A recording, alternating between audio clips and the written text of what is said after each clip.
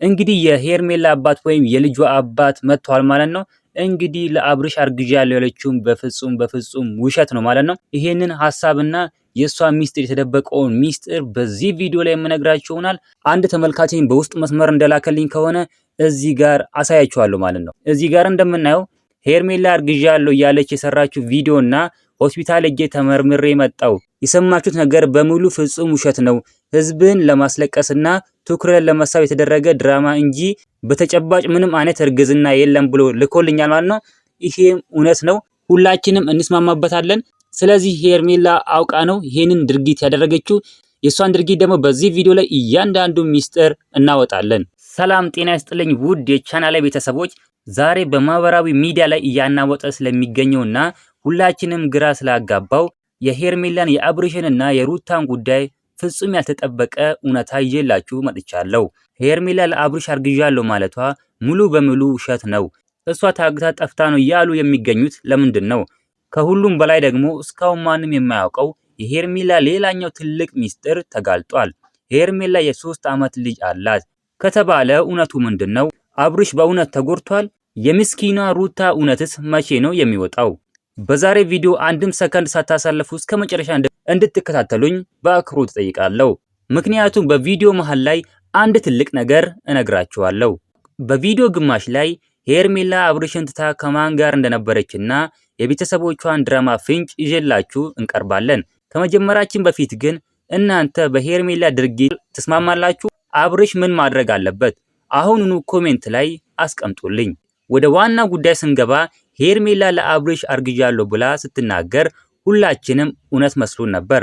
ነገር ግን ከውስጥ አዋቂዎችና ለጉዳዩ ቅርብ ከሆኑ ሰዎች በወጣው መረጃ መሰረት ይህ ሁሉ ነገር ፍጹም ውሸት መሆኑን ተረጋግጧል። ሄርሜላ ለአብርሽ ምንም አይነት እርግዝና የላትም። ታዲያ ይህ ውሸት ለምን አስፈለገ? የአብርሽን ስሜት ለመጠቅለል ወይስ ሌላ የተሸሸገ ዓላማ ነበራት? ግን የሄርሜላ ቤተሰቦች ነገሩን ለመደባበስና ልጃቸውን ከህዝብ ትችት ለማዳን አዲስ ድራማ ፈጥረዋል። ልጃችን ለአብርሽ አላረገዘችም፣ እሷ ታግታ ነው የጠፋችው የሚል ወሬ እየነዙ ይገኛሉ። ይህ የቤተሰቦቿ መከላከያ ግን ህዝቡ ሊያሳምን አልቻለም። ምክንያቱም እውነቱ ሌላ ነው። እሺ ታግታ ካልጠፋችና ለአብርሽ ካላረገዘች ያ ሁሉ ቀን የት ነበረች? እዚህ ጋር ነው ቤተሰቦቼ እናንተም ማሰብ የነበረባችሁ። ያ ሁሉ ቀን የት ነበረች? ይህ ነው እንግዲህ ሰዎችን እያስቆጣ ያለው።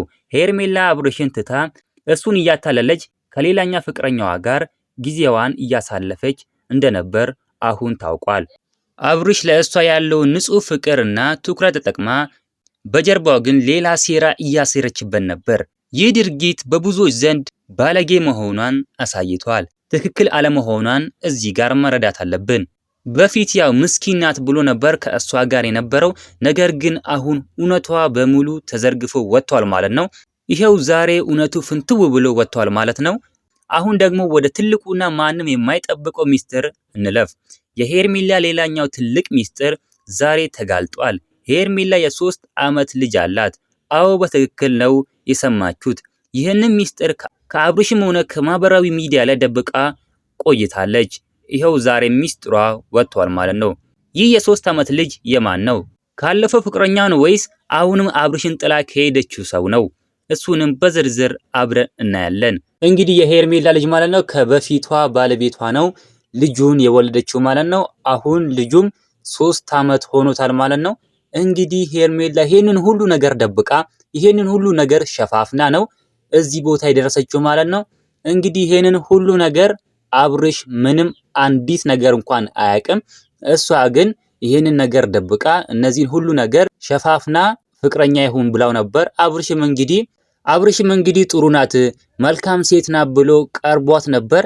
ነገር ግን እሷ ሌላ ሴራ፣ ሌላ ነገር፣ ሌላ ተንኮል ነገር ነበር ያሰበችበት። እንግዲህ ተንኮላ ነገር በሙሉ ተጋልጧል ማለት ነው። የቀድሞዋ ባለቤቷ የልጇ አባት ማለት ነው መጥቶ አብረን እናሳድግ፣ ለምንድነው ከሌላ ሰው ጋር የምትሆኚው? እከስሻለሁ ሲላትም ተናግሯል ማለት ነው። በዚህ አጋጣሚ እንግዲህ አብርሽም ሊከሰስ ይችላል። ለምን ብትሉ ትዳር ላይ ትዳር መቼስ አይቻልም። ስለዚህ አብርሽ ራሱ ሊከሰስ ይችላል ማለት ነው። እንግዲህ የልጁ አባት ለምንድነው እኔን ትተሽ ከሌላ ወንድ ጋር የምትሆኚው ሶሻል ሚዲያ ላይ እንደዚህ የምትወጪው ሲዳትም በክፉኛ ተናግሯታል ማለት ነው። እንግዲህ እናንተም ሀሳብ አስተያየታችሁን እስኪ ኮሜንት ላይ ጻፉልኝ። እንግዲህ እውነት ይኸው የሩታ አምላክ ሩታን ሲረዳት እንግዲህ እውነቱን እያወጣላት ይገኛል ማለት ነው። ሩታ እንግዲህ ጀግና ጠንካራና ጥንቁቅ የሆነች ሴት ናት ማለት ነው። እንደዚህ ክብሯን አሳልፋ ለሰው የማትሰጥ ጀግና ሴት ናት። እንግዲህ እናንተም ሀሳብ አስተያየታችሁን ኮሜንት ላይ ጻፉልኝ። ልጁም እንግዲህ የሄርሜላ ልጅ ማለት ነው 3 ዓመት ሆኖታል፣ ትልቅ ሆኗል ማለት ነው። ነገር ግን አሁን ራሱ ከአብርሽ አረገዝኩ ያለችው በፍጹም ውሸት መሆኑን አሁንም ከቀድሞ ባለቤቷ ጋር ማርገዟን እንግዲህ ታውቋል ማለት ነው። ለምንድነው ይሄንን ሁሉ ድራማ የምትሰራብን? ለምንድነው በፊት ያልተናገረችው ብለው እና አብርሽ ራሱ ተቆጥተዋል ማለት ነው። እኛ ላይ ራሱ እኮ አሁን ድራማ እየሰራችብን ነው። ለምንድነው ያው ልጅ እንዳላት ምን ችግር አለው? በፊት ራሱ ልጅ አለኝ ብለ ማትናገረው። አሁን ግን እሷ ይሄን ሁሉ ነገር ያሰበችው ገንዘብ ሀስባ ነው እንጂ ገንዘብ ፈልጋ ነው ከአብርሽ ጎን የተጠጋችው እያሉም እየተናገሩ ይገኛሉ። እናንተ ማስተያየታችሁን እስኪ ኮሜንት ላይ ግለጹልኝ። ስለዚህ እስኪ እናንተም ስለ ሩታ እስኪ ያላችሁን አስተያየት ያላችሁን ጥቆማ እስኪ እናንተም ኮሜንት ላይ ጻፉ። እስኪ እውነት ሩታ ትክክል ያደረገችው ወይስ ለምንድን ነው እንደዚህ ያደረገችው? ብዙዎች እንግዲህ የውስጥ አዋቂዎችም ቢሆኑ የተለያዩ ሰዎች አስተያየት እንደሰጡት ከሆነም እሷ አብርሽን አፍቅራ አብርሽን ወዳ ሳይሆን ገንዘቡን ፈልጋ ነው የመጣችው ሲሉም ተደምጧል።